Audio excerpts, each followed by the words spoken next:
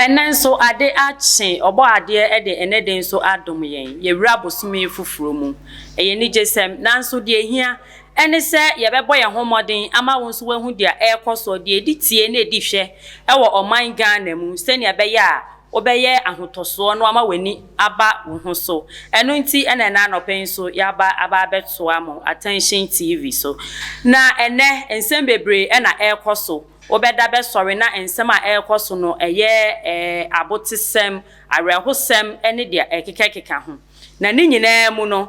ye hwese Ghana ebeye yie eno nti jebre na tweme mitwa me ho aba odimuna Yadinkuni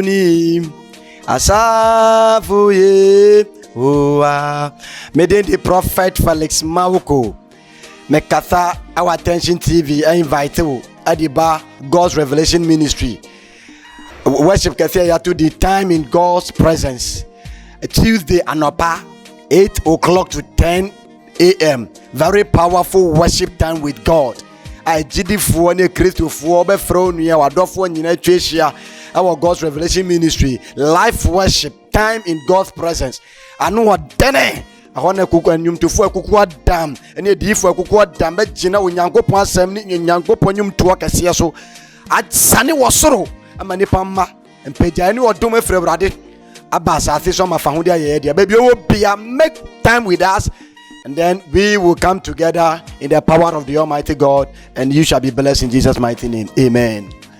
Mema akwa babiom se wonya adaje nya bre etweme na nsem bebre ekoso a eye ensem a wote a eye areho ene sen nipa bonfo adoso se nipa bonfo adoso obeda be sorry na yekun obi ato ha obeda be sorry na obi nam kweti kwan so ye bibi obeda be sorry na ensem a eka akoma ema eboto nipa kra na ekoso ewo oman Ghana mu na ni nyina no eye nipa bonfo a wagintini ewo oman Ghana mu se adeseye anase dia emmoa manipa enkoso abrabom na won de wobeye na sameka sei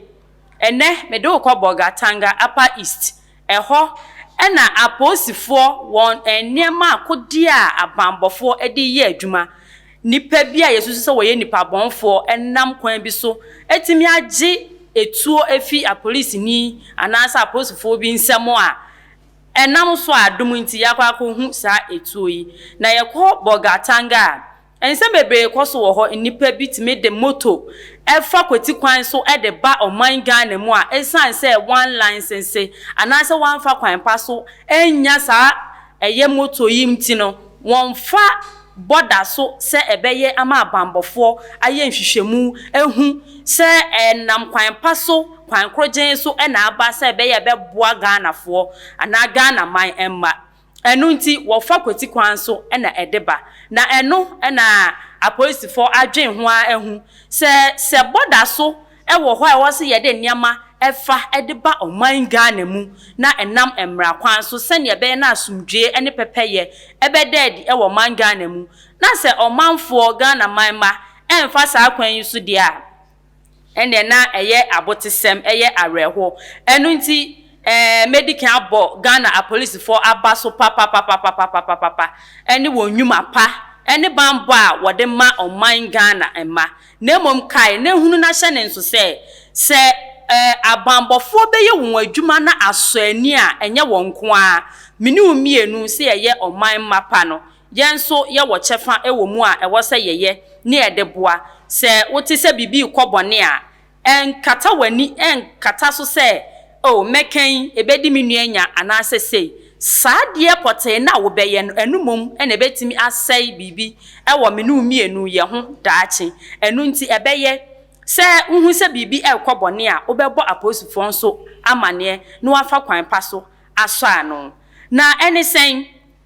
aposifo hu se nipa bonfo na makwa ahodo so efa koti kwan so fa baby bebre ede moto anase nyama ense fata eba oman Ghana mu enu nti wo faadwen eye se ene sa na be ya ye ntena ye boda ne nko aso na mo baby biara ekwan deda a ebenam so ama nipa bonfo etime de eniema ensem fata ananse wodi moto obesmog moto e de aba ana won register moto no obetime de aba oman yi mu no ode abeya tuturasem aye nipa bonesem de ene ne ebeche ye ho egusa miaye yi nyina se ebeye na banbo ebedimu na ebesipi ewo oman Ghana mu na de ahotoso ne anidaso ebebre Ghana manma na no ena nam so ena bambofo echiche won hu egu emonten so mia bebre a wode enema bi sei etimi efaba na wo mu a wo ye adwuma no ena prekope wo hu se nipa bankron meche 9 people eti moto so a waba aba bepie ewo checkpoint bi a wo koginaye na wo ba en esan se won fa kwampa so ena de sa moto nkron yi nyina ebewura oman Ghana mu ntino na akwaya mentime ho ase ne twema mentwe eno ena enam so a wotimi ehwim eye etuo AK47 efi police ni ensem na police ne no so bon ho modern se amunumu hwa obone mfefo a woni wo eye adwuma no amane ema wotu moto edi sa nipa bonfo yechi na emom wo hwehwe wo mo a wonsa entimi anka wo mu na wogina eno aso ema information room ema won so mobilize won moto a wotimi edidi nnwuma a eso ani na eboa ema pepepe ye eba na eno nso wobon wo homodi bia wonsa entimi anka eye nipa bonfo yi na eno achi ena eye team fufura won wo ye adwuma daytime efa krom se wo petrol wa hwese dia kronimu esitie ena wonya na enteye ese wahu etuo bi ewo garden bi mu etuo eda garden bi mu a